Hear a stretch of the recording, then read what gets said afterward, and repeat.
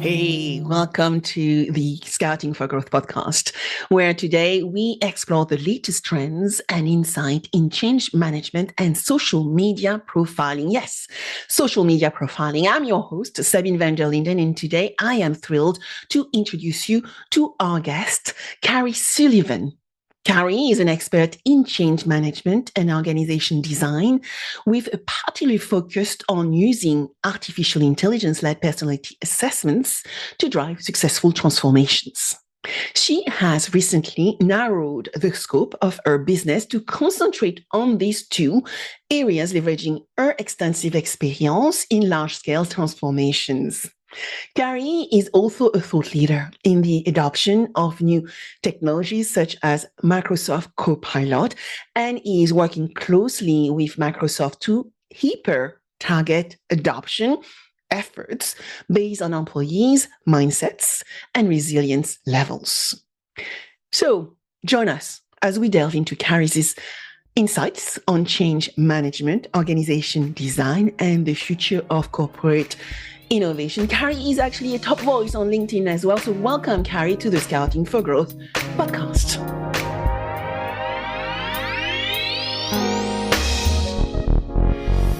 Hi, Karrie. Thank you so much for joining me on Scouting for Growth today. Thank you. I'm so appreciative that you'd have me. Well, I know you through friends. And so we had probably a year ago a little bit of a chat, and I was so impressed about what you have built for yourself and how you're making an impact and changing the world of many people want to use social data, cognitive data to understand themselves better. Then I thought this is something we need to bring to the podcast. So welcome, Karrie, to the Scouting for Growth podcast. And let's start with some introduction about you, your journey. You have been working in large-scale transformation programs across your career. Change management is what you know, and designing organizations as well. So tell us a little bit more about you. Thank you. So I actually started out in marketing and product development. And that's kind of led me to where I am today because what I learned early on as an early technology adopter was database marketing and segmentation and deep targeting and segmentation. And that has actually led me to inventing the ability to hack the change curve using AI and psychology. Because essentially what we're doing is hyper segmenting the employees in an organization, and we're finding pockets of results and resilience so that we and our customers, our clients, can do a really good job of adoption and transformation and things like that. But ultimately, none of this happens without a lot of deep work on yourself. Self-knowledge, introspection, and making sure that whether you have a coach or a therapist or whatever it is that you do and you work with on your own journey, that you're actually doing the work. You recognize the need to do the work. You have agency over it, and you embrace that. So I love the term hack the change curve. So let's get into what that truly means. How do we start hacking the change curve? How do we help ourselves become better humans, I guess, and build and grow and maybe shape the career or the work opportunities maybe we are seeking for oneself? For sure. So, like I said, I absolutely encourage folks to get a coach or a therapist or otherwise.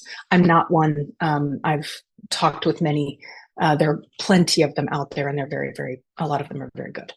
What they have known for a very long time is that even while our personality traits, who we are, is a relatively static thing, our ability to evolve and grow and mature ourselves psychologically is a dynamic thing.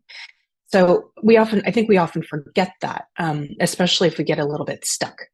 So what we think about is that difference between making sure that you understand who you are, but ultimately making sure that you are evolving or focusing on your ability to evolve who you are and how you solve problems, because that's ultimately what it does. When you work with a coach or a therapist and you evolve yourself psychologically, what you're doing is actually leaning into your ability to be resilient, to solve complex problems, to adopt new things, to innovate, and to really embrace change. And that's essentially what we're doing with AI. So in organizations, as an individual, it's not easy for me to go to a coach or a therapist and do the work on myself, but that's something that's my work.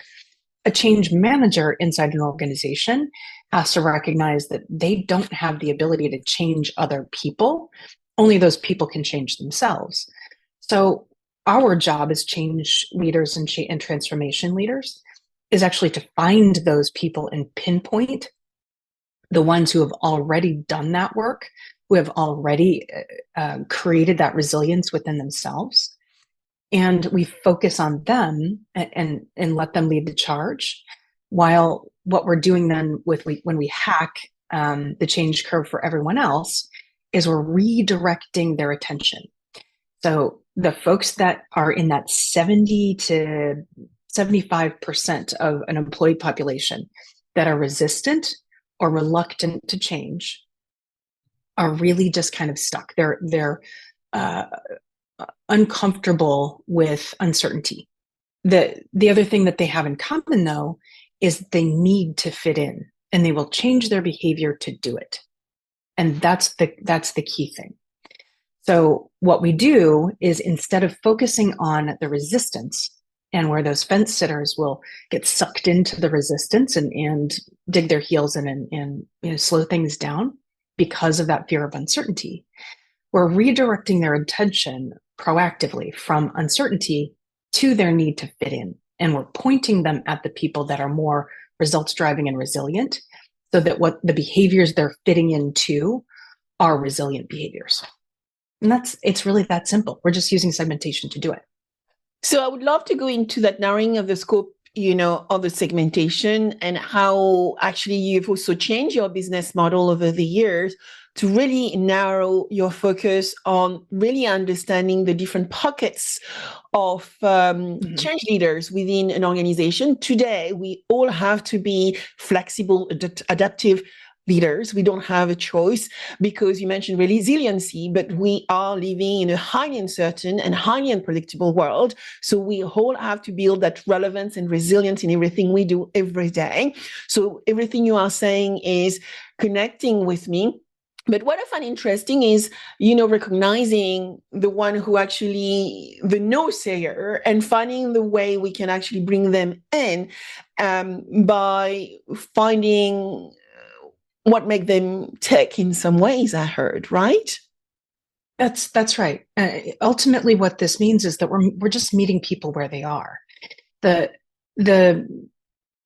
natural reaction or the natural behavior of resistant or change reluctant people is to need some level of control. They feel the need to find control. They need detail. They need to plan everything out, often by the minute. And it's usually because they've got a level of fear behind that uncertainty. So they're trying to create some control over the world.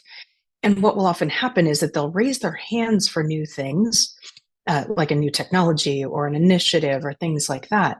But that uncertainty will hold them back and slow them down. And ultimately, if you have too many of them on the team, whether it's on your project team, your leadership team, on your change team, your change champions, they will slow things down.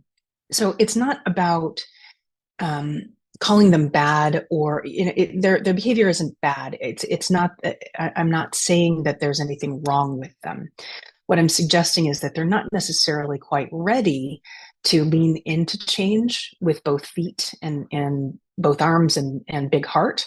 And what we need to do is over time set the expectation that if they would like to participate early in big change initiatives or transformations or things like that, they need to do that work on themselves to become more resilient. And we can help them do that, but it's a little bit of a carrot and a stick. It's a push and a pull. We're going to naturally recruit and find those people that are highly resistant or resilient, and make sure that they're leading the charge, because they're solving problems faster. They're solving complex problems faster, and they're seeing root causes, more to the point, root causes to problems much, much faster than the people around them. And when they do that, what frustrates them is the drama, the fear, the being held back. So what we're doing essentially is reducing that friction and the drama, and we're taking it out of and kind of isolating it. So we don't create the drama or don't introduce it into your change initiative. And by meeting people where they are, it just reduces all the time spent on drama and flailing and all the things, if that makes sense. It does make sense. I was going to actually ask you, how do you actually manage that fear, that dilemma, when actually you're a fast-moving person, highly resilient, risk-taking, which is probably the profile of tough entrepreneurs. But then you're faced, and, we can maybe use that metaphor between the big enterprise and the nimble startups. Usually in nimble startups, you have those risk takers, and they have to face off to the big corporates full of, risk managers, right? Trying to push the enemy, the unknown system out of the organization, and then finding their way to find those which they are happy to work with, which are going to make them successful, make them look better. How do we start actually elevating that framework and the type of thinking? Because it's bringing the thinking from the back of the head to the front, right? To actually realize, oh, that's why this is happening.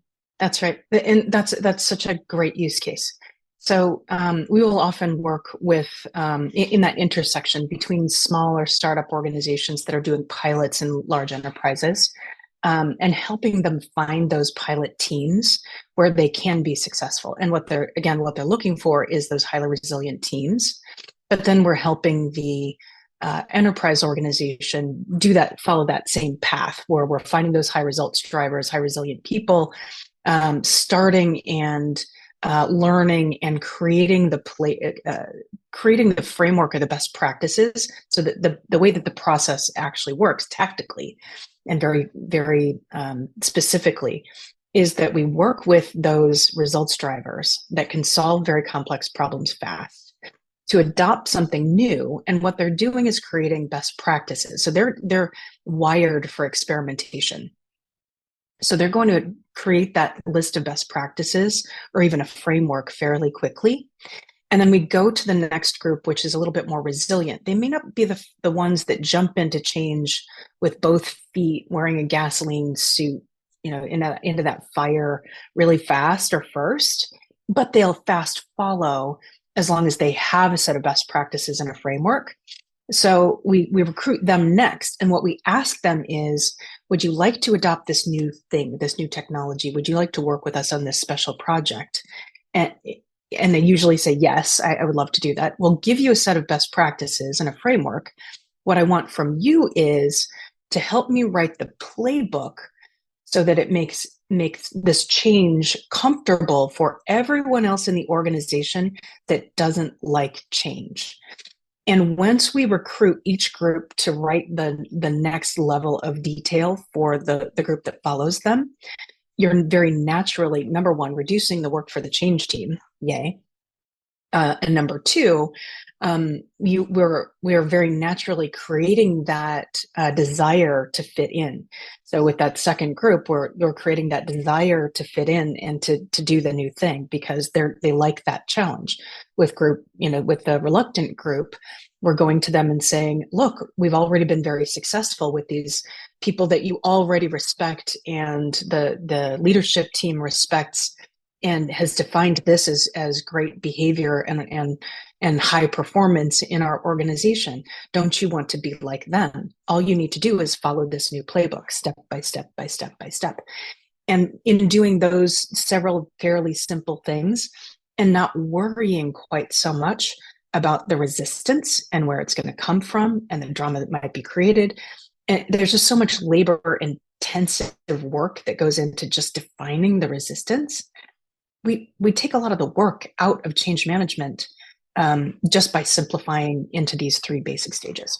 I love the language that you are using around playbook, because we build adoption labs, and one of the main outcome of trying or enabling a corporate to industrialize and democratize the way they collaborate with startups is we actually building a playbook, and the playbook has blueprints, step by step framework and templates, how to make this happen. So creating that comfort in one business unit, then you can actually explode it across multiple business units in multiple countries. So I'm going to come to you with an interesting, I hope, case study.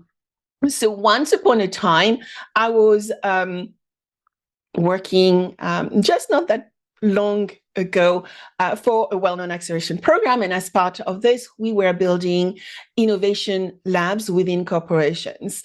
And one of the innovation labs we were building was to build ventures. And the ventures were built internally by a very well-known company for their engineer, and they wanted to change the engineer profile from being engineers to becoming more salespeople. And each of the engineers were given the opportunity to build their own startup internally. So you had probably 20 startups, like a startup, accelerator, internal ones, where instead of welcoming startup, each of the internal team were given the opportunity to build their own internal startups. So they became entrepreneurs. People, employees of the company became entrepreneurs. And as we went through building those ventures, and some of the ventures were absolutely amazing, and they got funding. So they got like their 5 million funding, and they were really happy. The team, you had a CEO. At some point after a year, the CEO of the internal CEO of the business was told, oh, here now, you got funding and you have a really nice project. Now you need to make money from that idea for the business.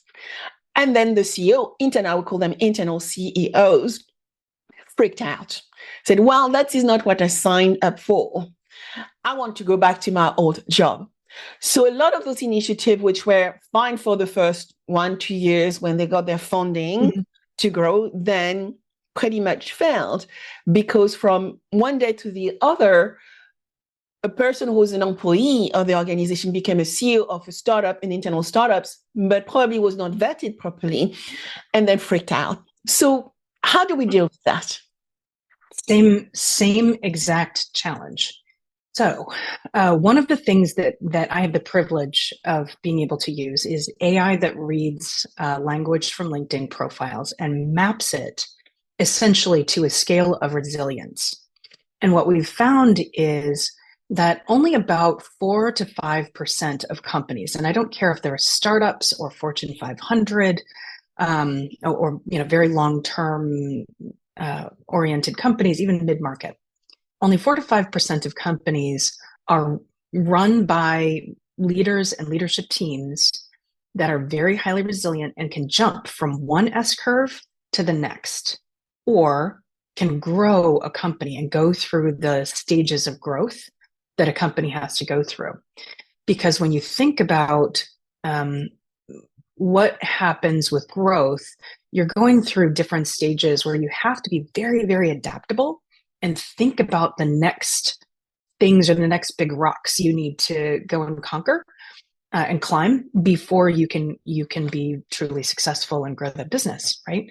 And really only about 8 or so % of the population is truly wired, naturally wired, and has done the work and has had enough adversity in their life to profile in ways that will that turn into CEOs that you recognize, right? So you know those names. It's Jeff Bezos and Jamie Dimon and Satya Nadella and John Mackey from Whole Foods, and Kathy Fish. She was the head of innovation for P&G. These are profiles that you know and recognize because they think differently. You can see that resilience in how they operate and how they turn teams and organizations into machines of performance and accountability and outcomes, right? It's only about 8% of the population that's very naturally wired to behave that way, whether the weather is beautiful and shiny or the weather is a hurricane. And it's really in that when the weather turns into a hurricane that it gets difficult for most of the population. There are people that can do it, and there are 20% of the population can grow a company and can develop enough momentum behind what it is that they're trying to do, whether it's growth or transformation or adoption of new things. But when things get difficult, they have a tough time adapting to that difficulty and turning chaos into opportunity. And that's really what that 7 to 8% can do. Does that make sense? Yes, that makes sense. You need to find the 7%. You have to find those 7% and those who can actually be able to balance, which sound that actually, when you look at the amount of people who are on this planet, is a very small percentage of people able to actually manage such change. So you mentioned about the AI personality assessment and its impact already. So I would like can you actually share more example as to how you've used it? Because you already mentioned some of the top CEOs we have in this world, people able to take risk, but still manage team and still scale a business, whether it's good or bad time. They don't care about the bad press. So who are they? How do you define them? And how can we start using capability like yours to build, against the businesses we are seeking to build in a highly uncertain and changing times, actually? I love this technology I use it day to day to form my own teams. So my entire business is based in contract consultant employees. I use a lot of industrial organizational psychologists and things like that. So on my project teams, I actually score them psychologically using the AI that maps language. And I create teams that are in the same ballpark when it comes to their resilience levels, making sure that they are going to be very additive and complementary to one another, both in their skill sets and in their mindsets. And I do the same thing with companies. So you can hire this way, you can promote this way, you can architect teams for special projects and other things this way. And ultimately what you're doing is creating an environment or a cultural energy that very naturally leans into momentum. They are very naturally a little bit impatient, but at the same time, they value diverse perspectives. They want diverse voices around the room. So they value diversity. You see a diverse leadership team sitting around them usually, right? They also are in that highly resilient kind of a mindset. So they want to see a culture, they believe in culture, and they're looking for other resilient mindsets to surround themselves with. And they talk about culture on a regular basis. So when you architect leadership teams in that way, you just very naturally get a team that can follow that kind of growth trajectory that you need and turn it into magic. It's not really magical. It's a very natural, normal process. It's just that not everybody can follow that process and that path. So when you fit the right mindsets together, and you get them close enough to one another, enough results, we call it results on that team, you'll naturally get momentum. You just do. That's super cool. So I would like to dive into the adoption of new technologies. And I believe, when we caught up last, you have some work you are doing with Microsoft Copilot or similar tools. Can we discuss, the increasing needs to actually use and adopt this type of tools and technologies? And how do you partner yourself with such type of companies? Because in recent weeks and months, a lot of us have been looking at Copilot, among others, technology, and to actually be hyper targeted in the way we work. But I think personally, it's about trying everything, right? And finding what fits our organization. So what's your experience? Of course you do. Of course you do. You're a naturally resilient mindset. So what we're doing is it's almost the same kind of a process and path. With Microsoft Copilot and other AI tools, what you're essentially doing is replicating human behavior, and you're using data to some degree. You're using data to do it. Mm-hmm. So with Microsoft Copilot and ChatGPT and similar large language model or integrated large language model tools, what we're doing is finding those most productive people in the organization. Again, your results drivers. Mm-hmm. And when you find that small 7 to 8% of the population, and then you say, okay, I want to give you this technology. I want to replicate your behavior. So replicating the behaviors of the most productive employees in a department, in an organization.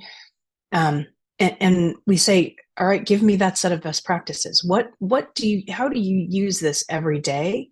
And what is it giving you? What's the ROI on your time as you use this tool? And we run focus groups with them. And we record and transcribe those focus groups with them to turn those into best practices using a large language model. So we're eating our own dog food. And as we then turn those into those best practices, we do the same thing. We go find the resilient team that sits right behind them and say, okay, I've got a set of best practices for you for using ChatGPT. If I give you the licenses, will you help me write the playbook for everyone else in the department that doesn't like change, but should be using technology like this?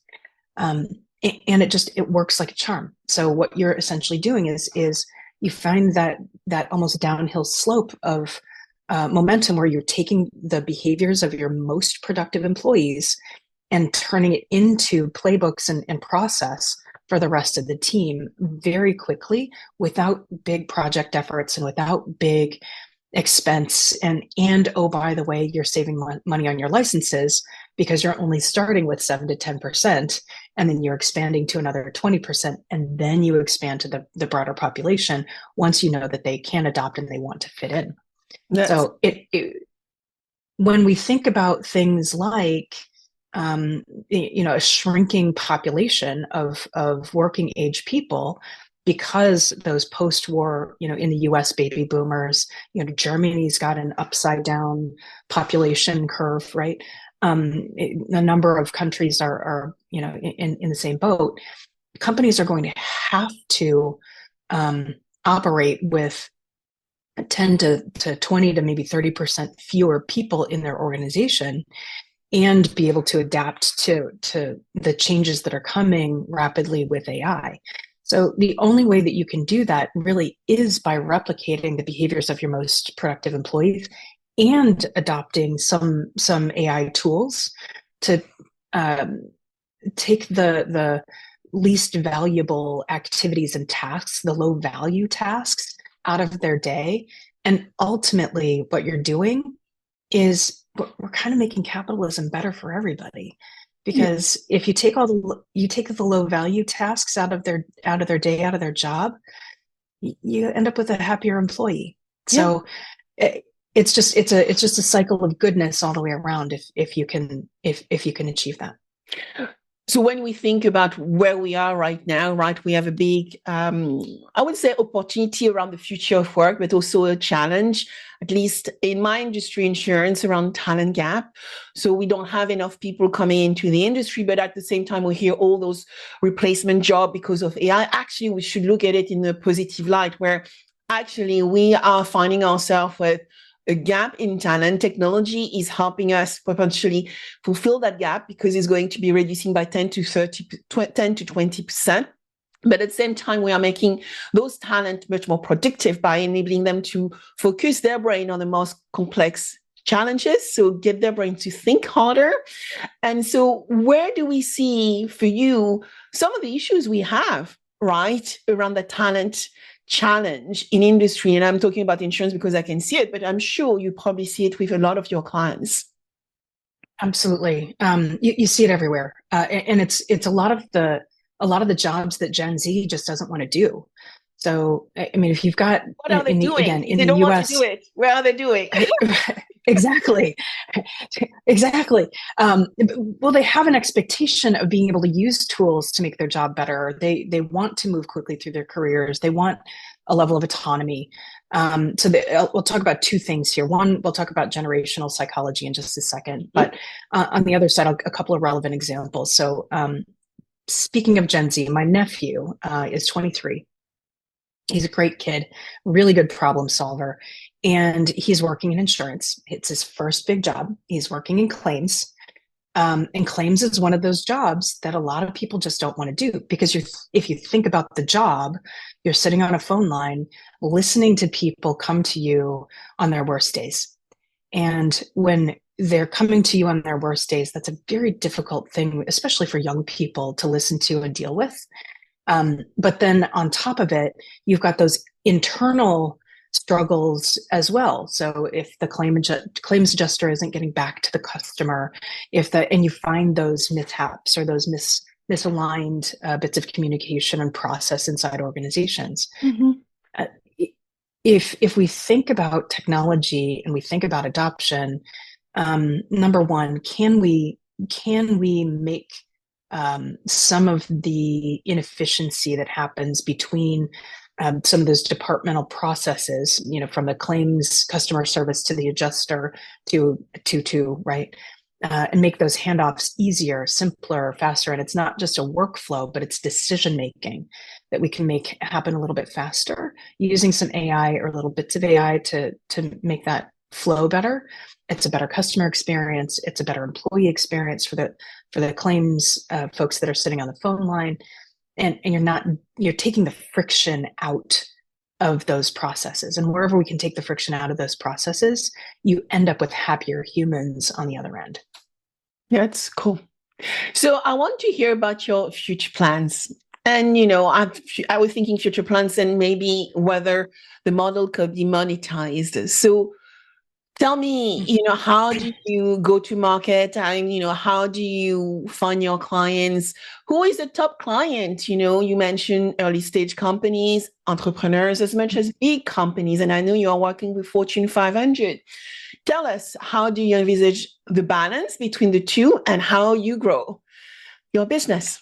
That's a great question. Most of my clients are Fortune 500 and mid-market. And I see a lot of opportunity in mid-market because I think that the biggest challengers and the easiest adoption of AI as companies try to scale with fewer people will probably emerge out of the mid-market. I do think we will see some small entrepreneurs that will do a great job of scaling an entire company and creating $1 billion company with 6 employees and a whole bunch of AI to automate things. I think we've got a little bit of time before that we see many of them happen. So for my business, I focus on mid-market and enterprise, but I also recognize that what we've discovered as we hack change isn't something that I can grow fast. I can't grow a consulting firm fast enough. I'm not McKinsey. I'm not Deloitte or PwC. So my thinking right now relative to scale is actually certifying people so that they can use both the method, so change leaders, so that they can use both the method and the data. And what we end up being is a data broker to help them find the most resilient people and the resistance in their organizations very, very quickly and take the friction out of that process. And then support with IO psychologists to help them along those processes until they really get the hang of it. And by doing that, consultants, if they're smaller boutique firms or mid-market change management firms, then that's a solid amount of growth. This is something that every company has to do.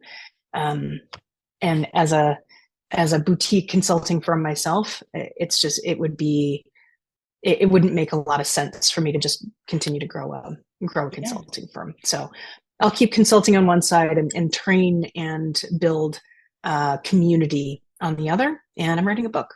I have a book coming out next year called Hacking the Change Curve. Thank you. Yeah, I love it. Love the title. Can't wait. Thank you. It's already, I've got the website and everything. So my goal is to have that published and out, launching in Q1, Q2 next year. Wow, congratulations. I cannot wait to get my hand on the book. And I mean, thank you for also highlighting the changing business models, because, I don't believe personally that, consulting is the way to go if you want to scale. And so when we look at some of the trends in the marketplace, right, it's overlapping business models. So you can do services, professional advisory, but then I do believe there is a massive market around tech training, enabling others to become self-serve. That's right. So That's right. digitizing this is, for me as well, the way to go. So syndication, baby. Yes, syndication it is. So where can we find you? Listening to, my corporate clients, my insurance clients, if they want to reach out to you, what do they do, Karrie? I'm easily found on LinkedIn. By the way, Culminate Strategy. And she's a top voice. I'm sorry. And I said, and she's a top voice as well on LinkedIn. So let's shout out. Thank you. Karrie at culminatestrategy.com, and obviously follow the company, and we'll have book updates coming in the next few months. Can't wait to see this book, right? Hacking the Change Curve. So make sure to annotate this into your calendar for next year. Look at the website. Is the website live already, or it's not live yet? It's not live yet. We'll be launching the website in probably late July, August. Okay, late July, August. So let's put that in our calendars anyway. Well, Karrie, thank you so much for joining me on Scouting for Growth. And thank you for sharing so much around your work, your method, and how you are changing the world of corporations in market companies to become better at resilience and building the businesses of tomorrow. Thank you. Thank you so much, Sabine. I appreciate it.